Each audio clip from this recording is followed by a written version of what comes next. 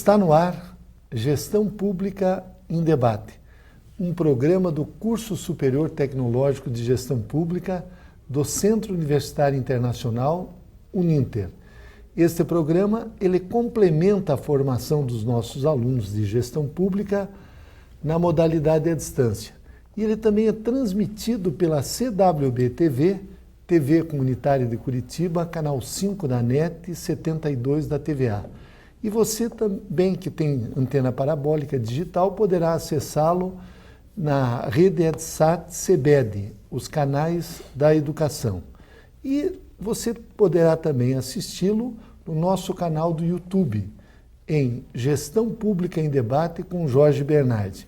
Hoje nós vamos debater a família e a sociedade. E para isso nós convidamos o professor Samir Namur, ele que é doutor em Direito. O professor Samir, ele é professor da área de Direito de Família e Sucessões na graduação aqui na cidade de Curitiba, em cursos de pós-graduação em Curitiba e outras cidades brasileiras. Ele é autor deste livro, Autonomia Privada para a Constituição da Família, e de diversos artigos na área de Direito Civil. Ele possui mestrado e doutorado em Direito Civil pela Universidade do Estado do Rio de Janeiro. Então, o professor Samir tem esse livro aqui, Autonomia Privada para a Constituição da Família. Professor Samir, eu estive lendo partes aqui do seu livro e observei que isso foi uma tese de doutorado que o senhor defendeu na Universidade do Rio de Janeiro. Como é que o senhor chegou a esse tema, autonomia privada para a Constituição da Família? Como é que o senhor analisou todas as formas que nós temos atualmente de família? Eu gostaria que o senhor falasse a esse respeito. Bom, em primeiro lugar, eu queria agradecer pelo convite ao professor Jorge Bernardi, pela oportunidade de estar aqui e de expor as minhas ideias. Então, como falado, essa tese é tese Autonomia Privada para a Constituição da Família, que resultou em livro. Eu diria que ela tem uma série de premissas. Então, a gente parte de algumas premissas que são de ordem sociológica para depois tomar algumas conclusões, proposições e conclusões que são jurídicas. Então, em âmbito mais sociológico, a premissa que a gente toma é que com a evolução da sociedade, das relações humanas, a gente se encontra num estágio em que se identifica uma pluralidade grande de formas de manifestação, quanto à sexualidade, quanto ao afeto das pessoas, as formas de se relacionar. Então, o que a gente identifica e toma como base inicial é isso, quer dizer, muito embora existam certos modelos que são predominantes, há uma pluralidade grande na sociedade. E aí, então, quando a gente vai olhar para o direito, qual é a forma de regulação do direito disso, a gente vê um certo descompasso. Então, o direito, especialmente o direito de família, ele está ancorado em certos paradigmas, em certos parâmetros que são mais voltados lá para o final do século XIX, começo do século XX, e aí isso causa, na prática, uma série de injustiças. Então, propor autonomia privada para a construção da família é propor um modelo teórico, mas com efeitos práticos, em que as pessoas vão ter autonomia de se manifestar e, ao formar a família, o direito vai ter como, digamos assim, proteger essas pessoas. Professor Samir Namur, nós estamos voltando, à medida em que o direito evolui, a uma sociedade mais natural, em que as pessoas criam as suas relações de acordo com a sua autonomia, como o senhor coloca aqui, privada, ou isso que o senhor estudou e apresentou aqui é um conceito novo no âmbito do direito? Eu diria que se trata, sem dúvida nenhuma, de um conceito que é novo. Claro, ele tem, digamos assim, como eu vou falar, tem o apoio de certos doutrinadores, de certos professores, mas no âmbito geral ele é um conceito que é novo. O direito civil, especialmente o direito de família, não há como a gente negar, ele é fruto de um grande conservadorismo.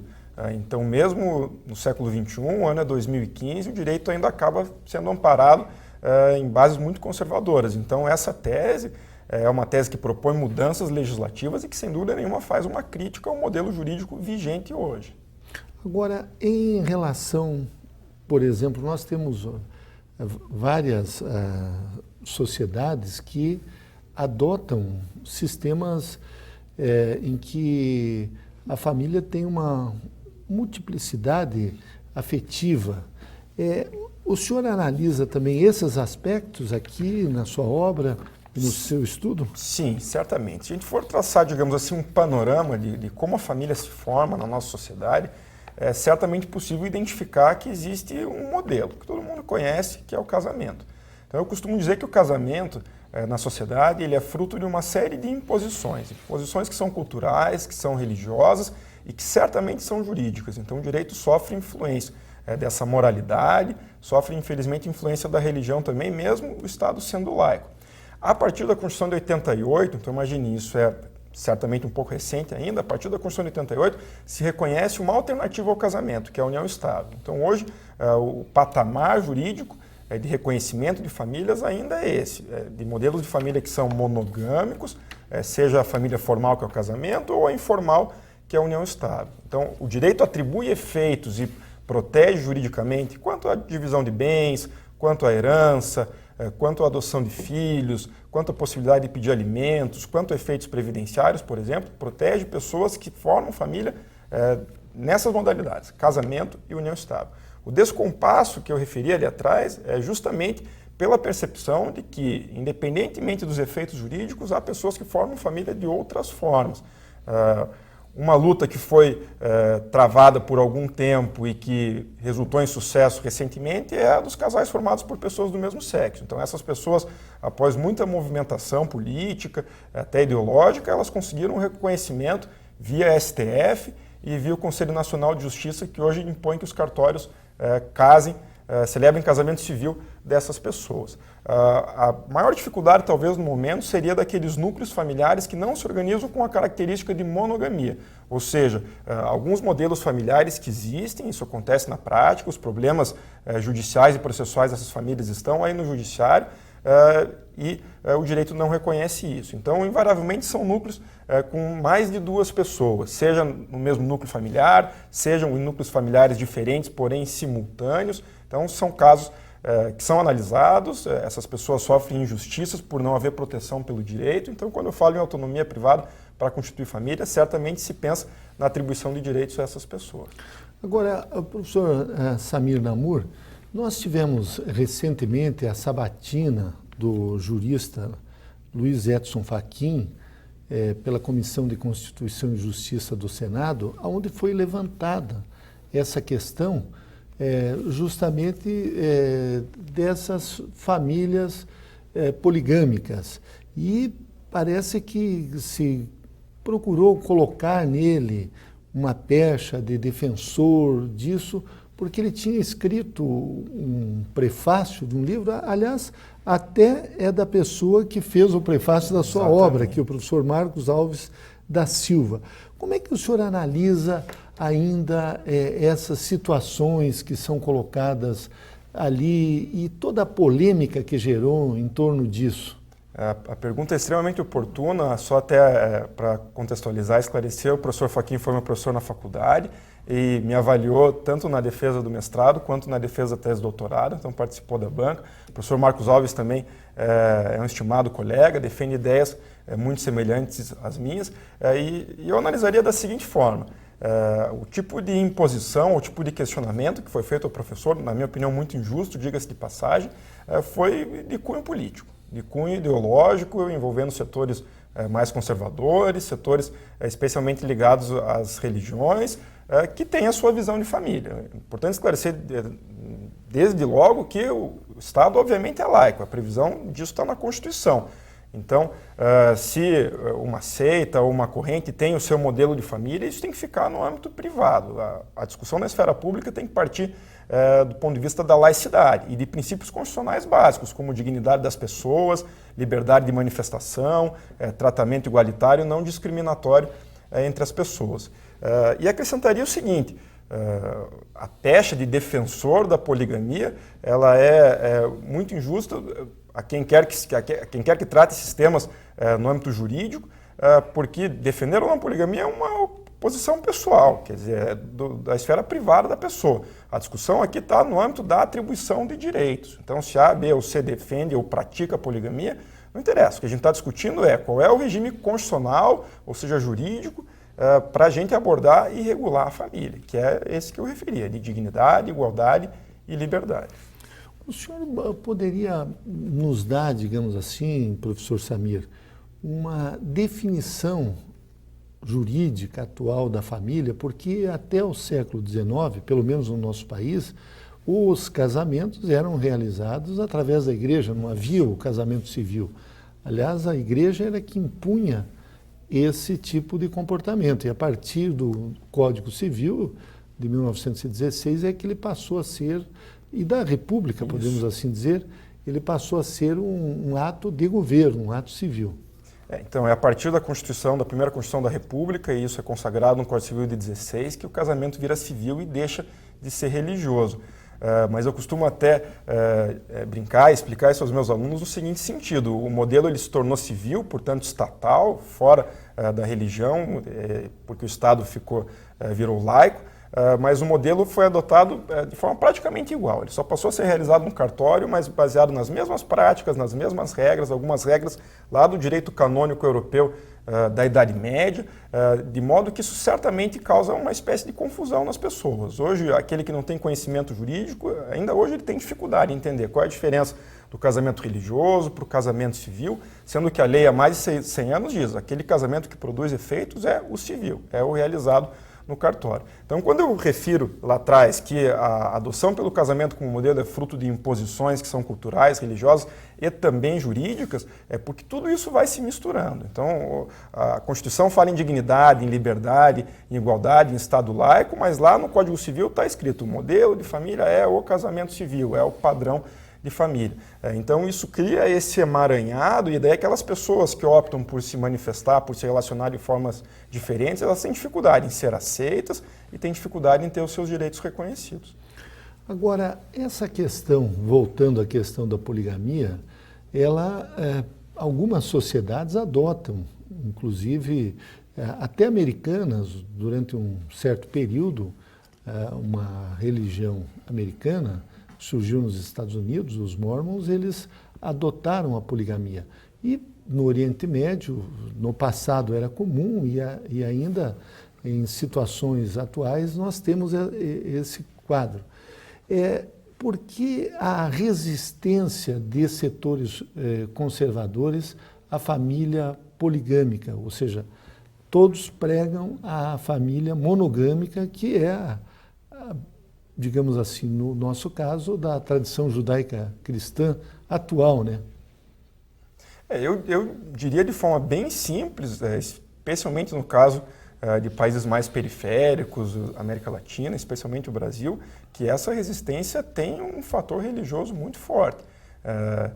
Especialmente a adoção pelo casamento como modelo, as pesquisas mostram, é sempre maior conforme é maior a adoção de religiões nos países. Então, quanto menos a população é religiosa, mais as famílias se formam por mecanismos informais, como aquilo que a gente tem na união estável. Então, digamos, esse conservadorismo, essa resistência a novos modelos, eu vejo como por razões religiosas. Eu acho que a grande influência da religião, especialmente as correntes cristãs, é que fazem com que isso aconteça na nossa sociedade. Agora, o senhor falou da união estável.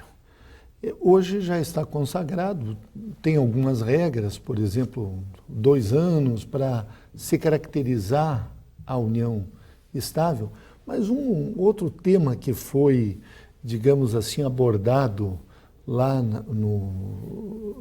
na sabatina do professor Fachin, diz respeito que ele escreveu um artigo ou se manifestou numa tese de doutorado, alguma coisa assim, de mestrado, a respeito do direito da amante, por exemplo. Como é que o senhor observa isso e como é que essa polêmica toda o senhor analisou? Questões que são muito interessantes e muito importantes de serem esclarecidas.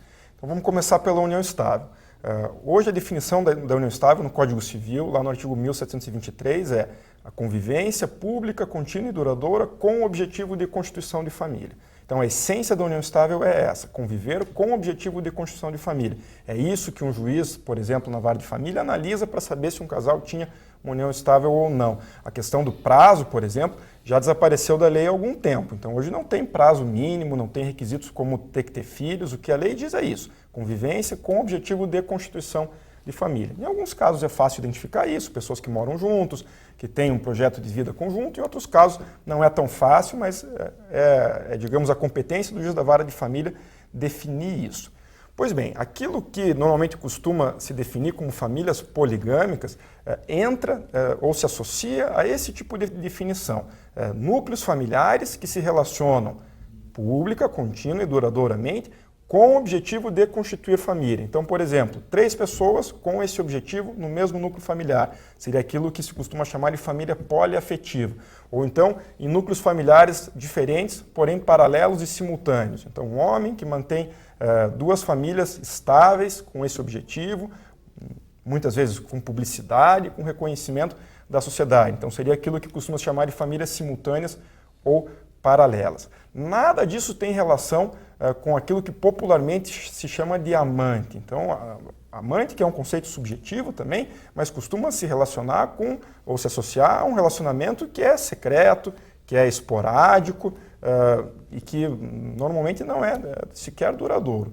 Então, quando se fala em defesa das famílias poligâmicas, sejam poliafetivas ou sejam simultâneas, é uma ideia muito mais completa e até complexa do que isso. Repito, relacionamentos estáveis, públicos, contínuos, duradouros, de mais de 2 pessoas. O que foi, então, colocado ali foi mais uma postura política para agredir, digamos assim, aquilo que o professor Fachin levava para a discussão acadêmica com vocês. Quando aparece aí a expressão direitos da amante, ela aparece certamente em tom pejorativo, em tom machista, de opressão à mulher, que aliás é a tradição do direito de família que a gente tem na nossa sociedade. Então a discussão aqui é uma discussão, claro, ela empresta os fatos da vida, mas a discussão é técnica, atribuição de direitos. Aqueles direitos que a lei atribui a certas famílias, a gente defende que deveriam ser atribuídas a todas as formas de família. Agora, em relação aos direitos sociais, por exemplo, se exige, recentemente foi alterada inclusive a legislação, um certo período para que a pessoa adquira esses direitos relacionados, por exemplo, à questão previdenciária.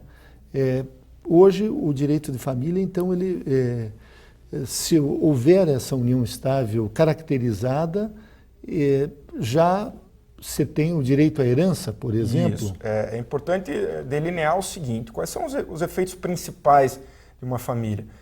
Porque, veja só, da mesma forma como a gente falava de poligamia ou até de amante, o conceito de família também é um conceito que é subjetivo, que é variável, que é complexo. Então, a discussão, em certo momento, ela deixa de ser necessariamente ideológica ou política para ser uma discussão técnica de atribuição de direitos. Então, quais são os direitos que uma família tem? Casamento ou união estável na lei. Tem direito à divisão dos bens, conforme o regime de bens que foi escolhido, tem direito à herança, em caso de falecimento, tem direito à adoção de filhos, eventualmente isso pode ter efeitos na esfera previdenciária também, tem direito a pedir alimentos reciprocamente, caso haja dependência econômica. Então, é atribuição meramente técnica de direitos. Então, se houver uma união estável, com caracterização do objetivo comum de construção de família, são esses direitos que vão ser daí aplicados, especialmente pelo juiz da vara de família.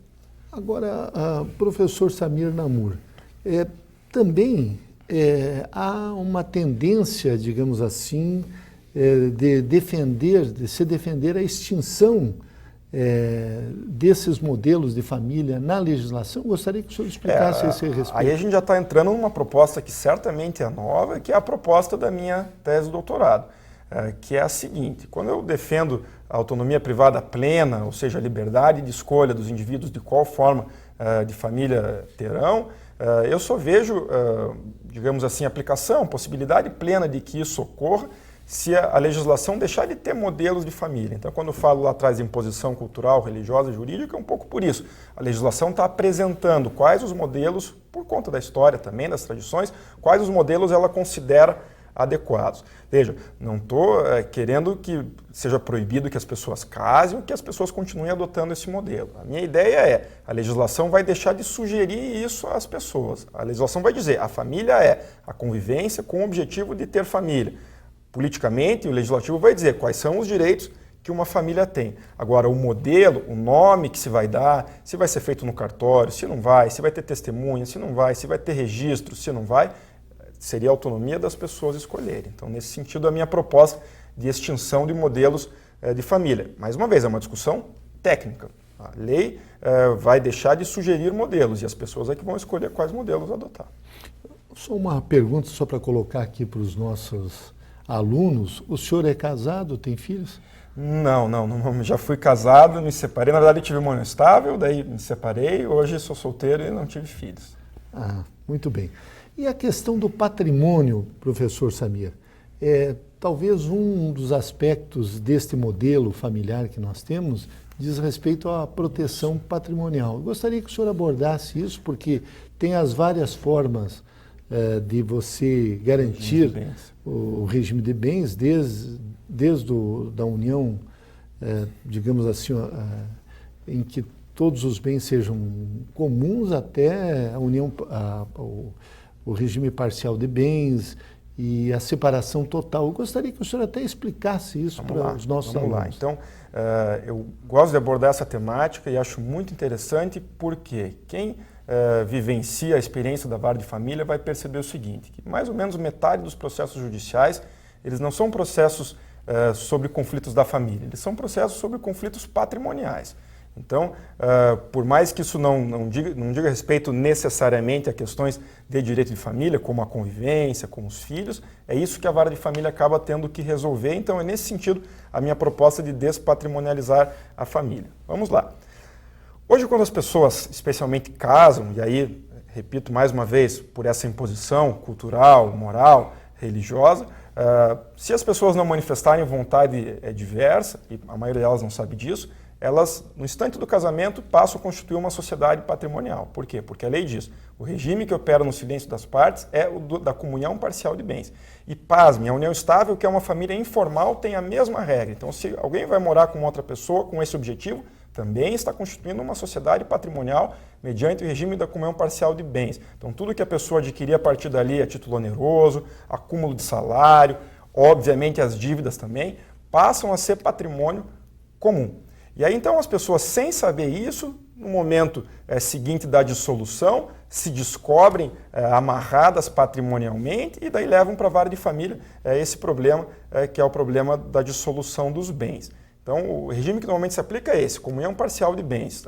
Tudo que é adquirido a título oneroso durante o casamento ou a união estável vira patrimônio comum. Aquilo que é anterior ou que é adquirido a título gratuito, uma doação, uma herança, é patrimônio particular. Se o casal quiser, pode adotar a comunhão universal, que daí é tudo patrimônio comum, não existe patrimônio particular, ou a separação de bens, em que daí existe patrimônio particular e não existe patrimônio comum. Qual é a minha proposta? Minha proposta, envolvendo essa ideia de autonomia, é a seguinte. Patrimônio, sociedade patrimonial, condomínio sobre os bens, não é tema de direito de família. Então, ter uma família com alguém é querer dividir a vida, querer dividir o afeto, ter um projeto de convivência para o futuro. Não é necessariamente ter uma sociedade patrimonial. Então, aquelas pessoas que querem ter uma sociedade patrimonial, como qualquer pessoa com qualquer outra da sociedade, celebram seus contratos e daí, na minha visão, isso deixa de ser problema de direito de família. Vai lá para o direito das obrigações, direitos reais, direito empresarial, em função dos contratos que as pessoas assinaram.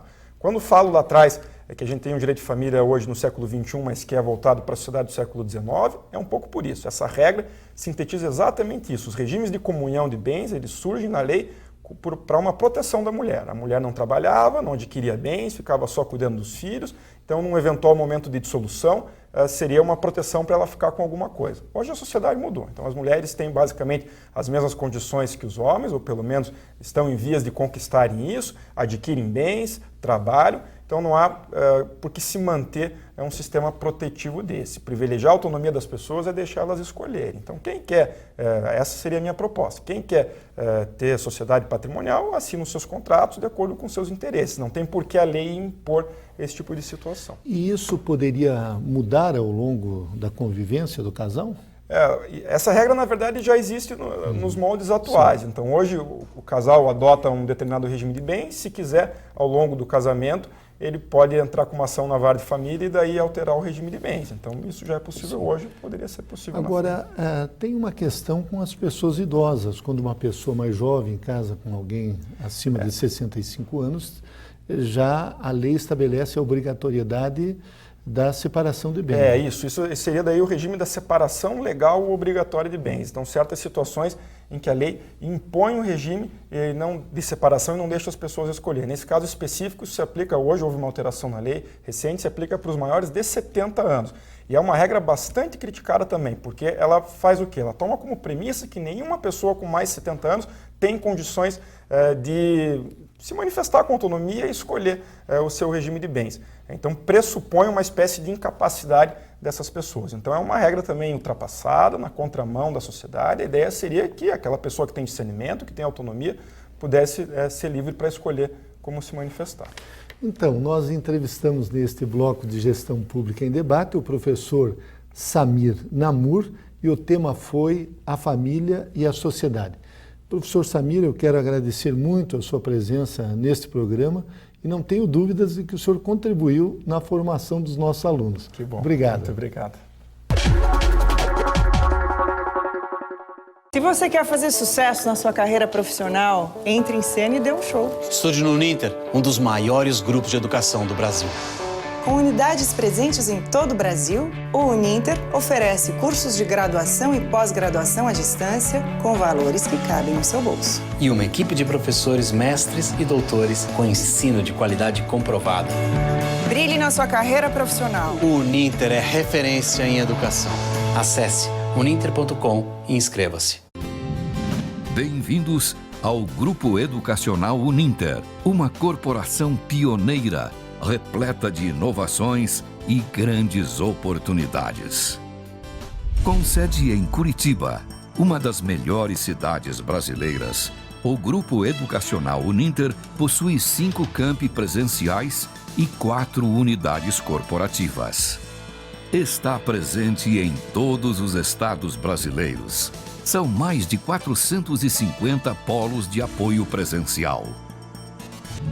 O Grupo Educacional Uninter forma profissionais comprometidos com o crescimento e desenvolvimento social e econômico do país. Sua credibilidade está cada vez mais sendo reconhecida nacionalmente.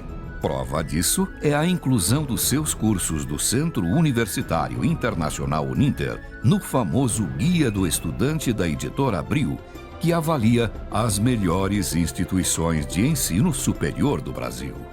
No Exame Nacional de Desempenho de Estudantes, o ENAD do MEC, os resultados comprovam que o Uninter proporciona formação de alto nível.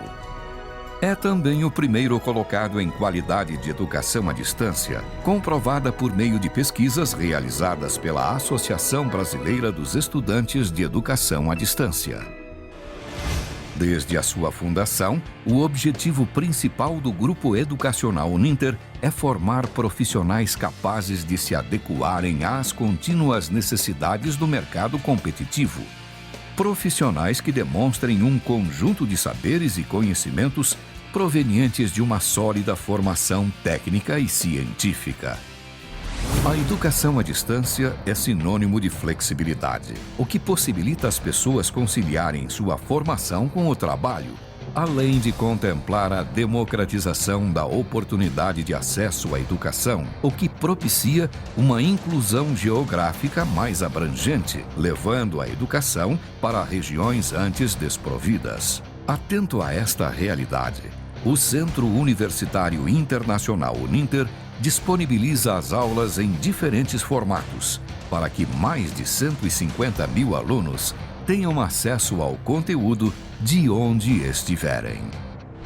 O Grupo Educacional Uninter conta atualmente com uma invejável infraestrutura, com o que tem de melhor em captação e transmissão de aulas via satélite.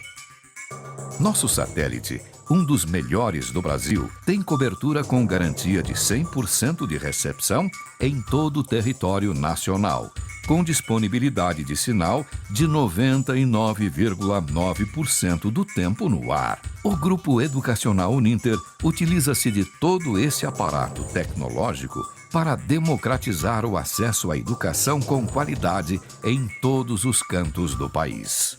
As aulas gravadas são editadas em modernas ilhas de edição e disponibilizadas no ambiente virtual de aprendizagem, principal ferramenta de interação síncrona e assíncrona entre aluno e tutor por meio de chat, fórum e rádios web. Além disso, ele pode receber os conteúdos das aulas gravadas em um kit multimídia. O envio dos materiais didáticos é realizado pela Central de Distribuição Uninter. O suporte logístico é referência no Brasil.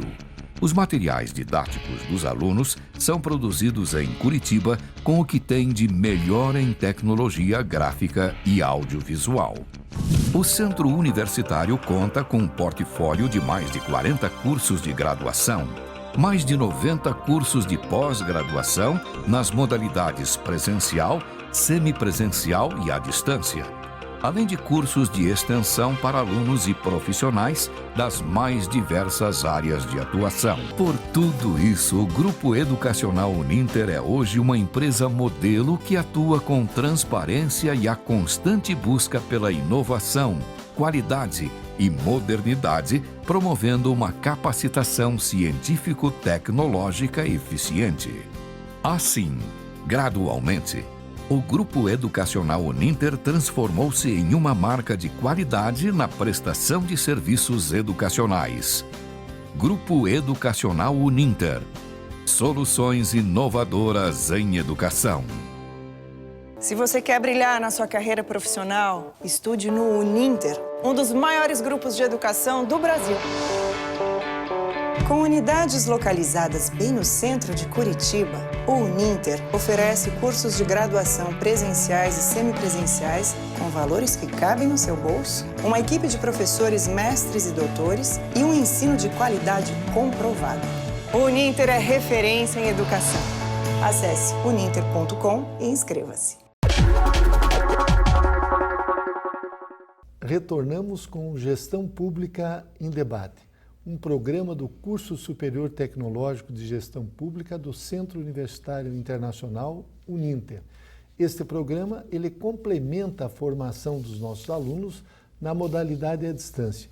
E ele também é transmitido pela CWB TV, TV Comunitária de Curitiba, canal 5 da NET, 72 da TVA. E você também poderá acessá-lo através de parabólica digital, através dos canais da rede EDSAT, CEBED, os canais da educação. E também através do nosso canal do YouTube, em Gestão Pública em Debate com Jorge Bernardi.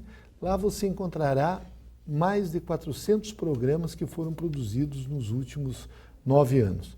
Hoje nós vamos debater a corrupção e os paraísos fiscais. Para isso nós convidamos o professor Jorge Marcelino, ele que é doutor em Direito, aliás, ele é doutor em Direito e Ciências Políticas pelas Universidades de Barcelona e Paris II, Sorbonne, mestre em Direito Tributário pela Universidade de Barcelona, ele tem pós-graduação em Direito Tributário Internacional pela Universidade de Roma, pelas Universidades de Roma e Barcelona, ele é pesquisador de várias entidades internacionais, também é professor do IBMEC, da pós-graduação de Planejamento Tributário e Tributação Internacional da Unicuritiba, é professor de graduação e pós-graduação nas áreas tributária e societária, e o professor Jorge Marcelino também é membro do Conselho de Comércio Exterior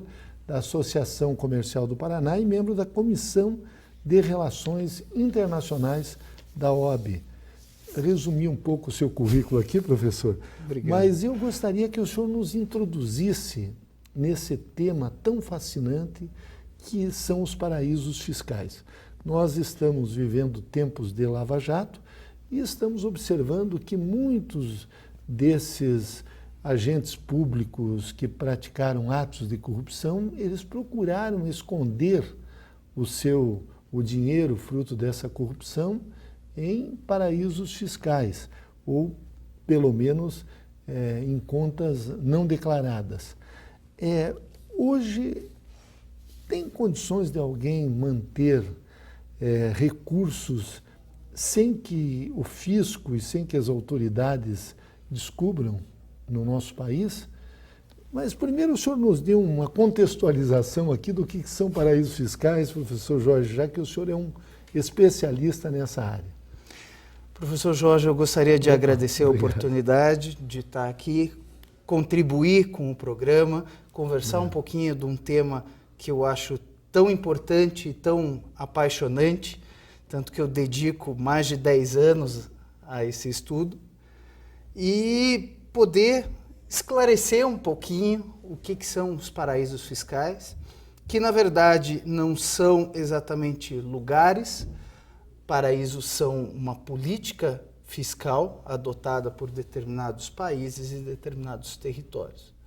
Hoje a gente poderia definir paraíso fiscal como um estado ou como um território juridicamente autônomo que adota uma política tributária de isenção ou de não tributação de determinados rendimentos obtidos no estrangeiro.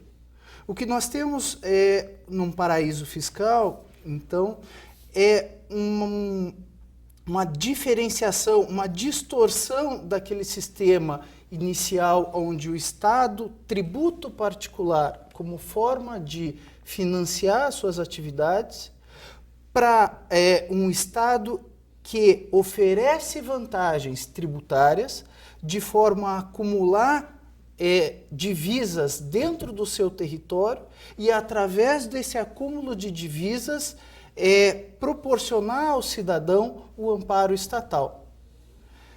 Tanto é assim que, quando nós analisamos alguns paraísos fiscais, a gente vai ver que a proporção entre população, desenvolvimento econômico em relação ao PIB, ou seja, em relação aos valores que circulam na economia interna, ela é muito diferente de um estado dito normal. Se nós analisarmos, por exemplo, hoje, o dinheiro que circula na economia das Ilhas Virgens Britânicas, ele é equivalente ou maior do que os valores que circulam dentro da Inglaterra, por exemplo.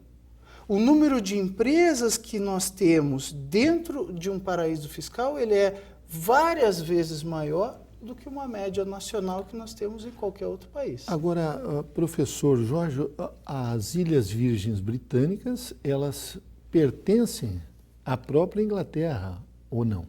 Não, elas são... É um país autônomo? Elas são um território autônomo que fazem parte daquilo que hoje nós chamamos de Commonwealth, que são dependências que já estiveram politicamente ligadas ao Estado inglês, mas que hoje são autônomos, são pessoas jurídicas de direito público, ou seja, entes autônomos, e que, de certa maneira, ainda acabam mantendo um contato, uma troca de... uma cumplicidade econômica, melhor dizendo, com a Inglaterra. Mas elas têm, por exemplo, o caso das Ilhas Virgens Britânicas, ela seria uma espécie de um departamento, então, da própria Inglaterra? Não, é um Estado... É um país... É um país autônomo que tem independência para legislar e para construir o seu sistema tributário de maneira independente. O senhor falou da Inglaterra, eu lembrei da Ilha de Jersey, que pertence à Grã-Bretanha, também está nessa mesma situação e parece que é um paraíso fiscal, ou não? Ela está um pouco mais próximo à Inglaterra, não geograficamente falando, mas politicamente falando. Ele é um território anexo à Inglaterra, mas ainda é um território autônomo. Ele tem autonomia para legislar e para estabelecer o seu sistema fiscal também. Agora, professor, quais são as vantagens? Claro que esses paraísos fiscais, eles só recebem grandes fortunas, são pessoas e empresas muito poderosas que aplicam os seus lucros nesses paraísos fiscais. Um cidadão comum, dificilmente, ele terá condições de participar ou de entrar, ou colocar os seus recursos num paraíso fiscal. Estou correto ou não? Não, qualquer cidadão pode utilizar de uma estrutura dentro de um paraíso fiscal para guardar os seus ativos, para gerir as suas finanças através dentro de uma estrutura localizada num paraíso fiscal. É importante para que a gente possa entender melhor essas estruturas que estão disponíveis, que a gente também acompanhe a história da formação desse tipo de regime. Ótimo. Se nós observarmos o período entre guerras na Europa, hoje União Europeia, nós vemos que a ajuda internacional, parte no final da Segunda Guerra do Plano Marshall, foi um divisor de águas e foi responsável por um influxo de capital muito considerável dentro da Europa pós-guerra e entre guerras. Ou seja, empresas internacionais acabaram investindo dentro do território europeu, de um lado, logicamente, ajudando a reconstruir a economia desses países, mas de outro lado, auferindo lucros em decorrência dessas atividades.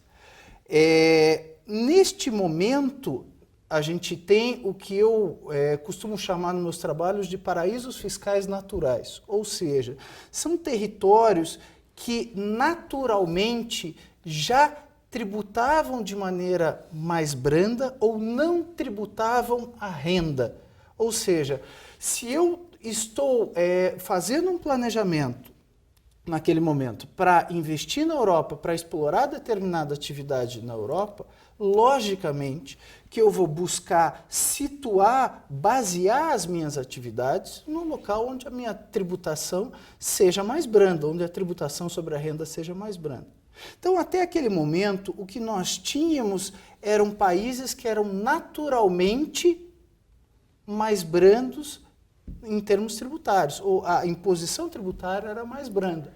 A partir daí, nós temos que alguns territórios, nomeadamente Liechtenstein, a Suíça, Mônaco, acabam, diante do seu atraso na industrialização, optando por produtos diversos, que são produtos jurídicos, para atrair esse capital para o seu território. Então, nós temos ali um divisor de águas, onde, a partir daquele momento, os paraísos fiscais passam a ser uma política voluntária, passam a ser uma estruturação jurídica voluntária adotada pelos governos de cada território. Agora, o senhor me explique a vantagem que esses países têm em se transformar em paraísos fiscais. O que eles ganham na administração desses recursos financeiros? Isso é basicamente o tema da minha tese de doutorado, que acabou por investigar até onde que um país teria vantagens em se tornar um paraíso fiscal. E eu acho que, usando um exemplo bastante próximo, hoje a gente vive no nosso país, uma crise financeira e, através dos jornais, através das políticas declaradas pelo Banco Central, nós podemos ver que grande parte desse arroxo econômico que nós estamos vivendo, ele decorre de uma perda de credibilidade que o Brasil teve em relação aos investidores internacionais. Então, o que nós tivemos nos últimos anos? Uma retirada de um capital de investimento que acabava ajudando a economia a circular. Então, quando nós tivemos ali, por volta do ano de 2004, 2005, o início daquela era de credibilidade e de intenção do investidor estrangeiro em vir para o Brasil, nós podemos notar que o crédito começou a ser mais barato, o crédito começou a ser mais fácil de obter, e a partir disso a gente começa a fazer com que esses valores que estão na economia comecem a circular, comecem a aumentar o consumo aumenta o emprego aumenta a renda da população, e isso acaba formando um círculo virtuoso que ajuda a economia a crescer como um todo. Então, nesses paraísos fiscais, a opção é justamente essa. Eu não tenho uma estrutura fabril, eu não tenho um estágio de desenvolvimento industrial satisfatório, ou ao menos mínimo, para eu manter os serviços públicos, para eu custear através de tributos e manter os serviços públicos. Então, o que eu passo a fazer? Oferecer vantagens tributárias de forma a influenciar esse fluxo de capital internacional, fazer com que ele pare dentro do meu país, dentro do meu sistema financeiro, e isso tem todo esse escalonamento que nós exemplificamos com o Brasil, que é capaz, sim, de sustentar um nível de desenvolvimento socioeconômico bastante relevante.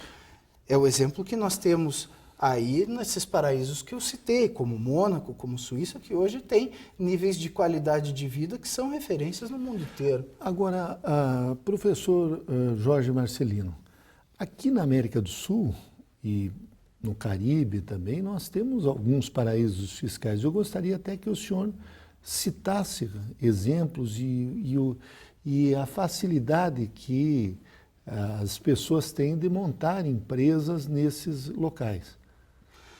O professor abordou um tema importante. Nós temos, respondendo à sua primeira pergunta, nós temos aqui na América do Sul, nomeadamente o Uruguai, como um grande centro econômico, que já foi, na verdade, um paraíso fiscal e hoje, tecnicamente, não pode ser mais considerado um paraíso fiscal, mas ainda é muito utilizado. Mas isso em função do acordo do Mercosul ou não? Isso em função de algumas estratégias adotadas e do cumprimento de algumas exigências de órgão internacional que acabaram por tirar ele da lista de paraísos fiscais. Mas os efeitos e as vantagens que nós encontramos no Uruguai hoje são muito próximas a de um paraíso fiscal, e essa é a razão dele continuar sendo utilizado. Na América Central nós temos o Panamá e temos todas aquelas ilhas do Caribe que, em geral, refletem a situação de grande parte dos paraísos fiscais, baixa extensão, pequena extensão territorial, baixo desenvolvimento econômico e fabril e um pequeno número de habitantes. Então, isso acaba sendo uma característica desses paraísos fiscais. E temos também territórios que podem ser considerados paraísos fiscais dentro dos Estados Unidos, que tem na Flórida e em Delaware estruturas societárias que oferecem vantagens fiscais muito próximas a de um paraíso fiscal. Agora, professor Jorge Marcelino, por que essa ideia do paraíso fiscal, isso que nós imaginamos, sempre está associada à corrupção, a atividades ilícitas? Nós estamos vendo agora algumas dessas pessoas que estão envolvidas no Lava Jato e que tiraram o dinheiro aqui do Brasil e colocaram em alguns desses países europeus e mesmo aqui na América do Sul, na América Central. Por que essa ideia? Isso acaba sendo um efeito colateral dessas vantagens tributárias que nós estamos conversando agora. Porque da mesma maneira que nós comentamos que houve um movimento voluntário dos países no pós-guerra em estruturar essas vantagens fiscais, de outro lado, obviamente, esses países que começaram a perder essas receitas tributárias começaram a se munir de instrumentos de bloqueio à utilização dessas estruturas. Em determinado momento, por volta da década de 70, a continuidade desses regimes tributários, desses regimes de paraíso fiscal, acabou se tornando dependente de outras ferramentas que pudessem garantir ao investidor estrangeiro aquela vantagem. E essas ferramentas foram justamente sociedades ao portador, que são nada mais do que sociedades, como nós conhecemos, mas que ao invés de um contrato social, ao invés de um registro em um órgão público, ela é de propriedade daquele que detém as cautelas das ações. É como se eu tivesse como dono de uma sociedade o portador de um cheque em branco. Ela pode ser transmitida conforme a tradição, ou seja, conforme a entrega desse título para uma ou outra pessoa. O proprietário da empresa é aquele que detém as cautelas das ações no cofre de sua casa, de seu escritório. Então, essa foi a primeira medida que ajudou a esconder o nome, esconder quem de fato estava gerindo os ativos através daquela empresa. A outra foi o sigilo fiscal, a outra foi o sigilo bancário, que foi um empréstimo de uma lei suíça lá de 1934. Então, essas medidas que hoje são usadas para ocultar dinheiro ilícito, na verdade são instrumentos que foram lançados lá atrás para garantir a esse investidor que as vantagens tributárias iam ser efetivas se utilizasse aquele paraíso fiscal. Agora, as offshores, ou seja, essas empresas que a pessoa muitas vezes monta no exterior, elas são típicas de paraísos fiscais. O senhor falou das cautelas, pode ser uma empresa, uma sociedade anônima ou uma limitada, que a pessoa tem aquelas cotas de uma forma anônima. Gostaria que o senhor explicasse um pouco mais a esse respeito. Dentro dessa linha dos instrumentos para garantir essas vantagens tributárias, hoje nós temos as sociedades conhecidas como sociedades offshore. A sociedade offshore, como diz o próprio nome, são sociedades que podem operar exclusivamente fora do território. Aí vem a primeira grande briga com esses paraísos fiscais, porque eles concedem uma vantagem a alguém que não opere no país. Ou seja, fica patente que a função desse tipo de sociedade é só trazer o dinheiro que está lá fora para dentro do país. Então, a primeira coisa, uma sociedade offshore é uma sociedade que é proibida de operar dentro dos limites do território do paraíso fiscal. Ela só pode operar para fora. Ela geralmente ainda tem como característica as ações ao portador, que nós conversamos agora. Ela tem como característica diretores, ou poder apresentar uma diretoria que não reside no território, o que não é praxe em todo o resto do mundo, ou seja, o diretor, normalmente, ele precisa, para administrar a empresa, estar no local da sede da empresa. Nesses paraísos fiscais nós não temos essa exigência. Nós temos a possibilidade de fazer a contabilidade numa moeda estrangeira, a escolha do proprietário da empresa, ou seja, ainda que eu tenha, por exemplo, no Uruguai, os pesos uruguaios, eu tenho a possibilidade de fazer toda a contabilidade da minha empresa em dólares americanos, que é uma moeda que impera dentro das transações internacionais. Então, são todas essas vantagens que acabam constituindo um pacote offshore que é uma estrutura adequada à utilização desses países.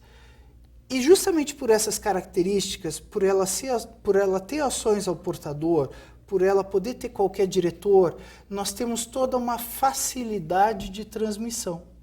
Então, o que acontece? Escritórios de contabilidade que são situados nesses países, eles acabam tendo essas empresas previamente constituídas, paradas à disposição de um eventual cliente que chegue. Então, hoje, não é que nós façamos a constituição de uma empresa num paraíso fiscal. A gente compra uma empresa já pronta. Por isso essa agilidade, que em menos de 24 horas nós podemos ter uma empresa estruturada à disposição para qualquer transação. Na verdade, se compra um papel, um documento. Se compra um pacote, tá? Uma sociedade registrada, mas que o dono dela é quem tem o papel, quem tem a cautela da ação. Agora, como é que se consegue, em atividades ilícitas, como nós estamos vendo aqui no Lava Jato,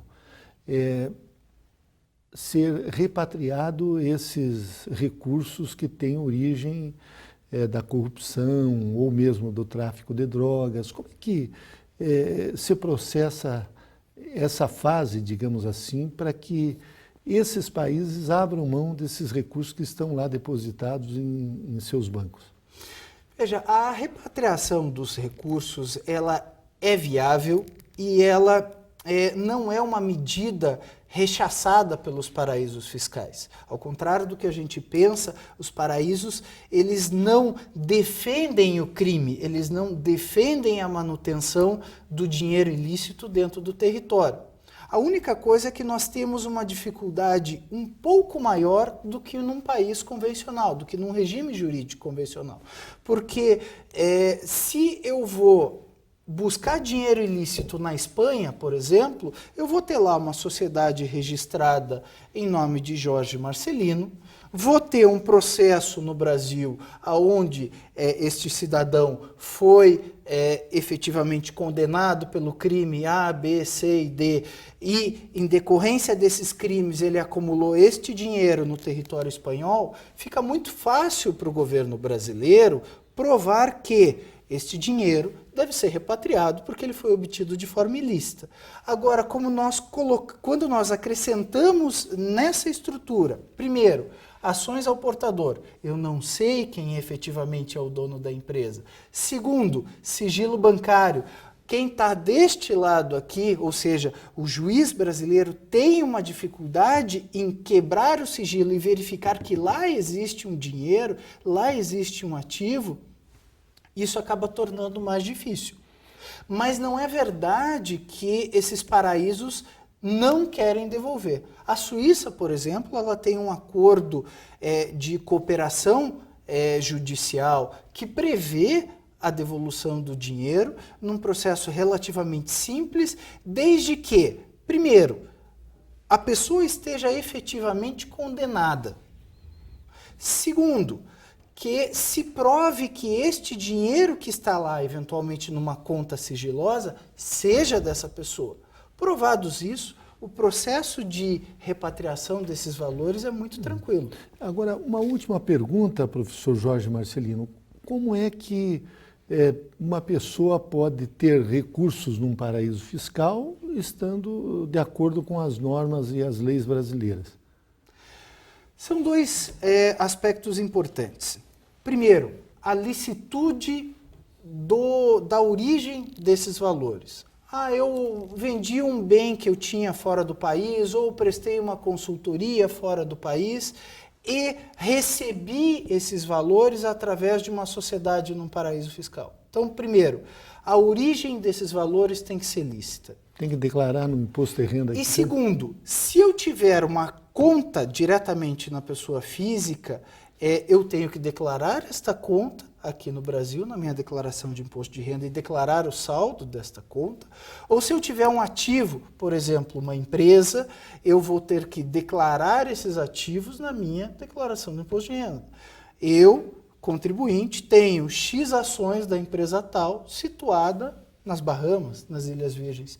São os pontos principais da ilicitude, ou são os pontos mais comuns da ilicitude na utilização dos paraísos fiscais. Ou o dinheiro não é lícito, ou não existe declaração deste bem na declaração de bens e direitos do cidadão. Então, nós entrevistamos nesse bloco de Gestão Pública em Debate o professor doutor em Direito, Jorge Marcelino, ele que é um especialista em paraísos fiscais, e o tema foi a corrupção e os paraísos fiscais. Professor Jorge Marcelino, eu quero agradecer muito a sua presença nesse programa e não tenho dúvidas de que o senhor contribuiu na formação dos nossos alunos. Muito obrigado. Eu que agradeço a oportunidade. Opa, obrigado.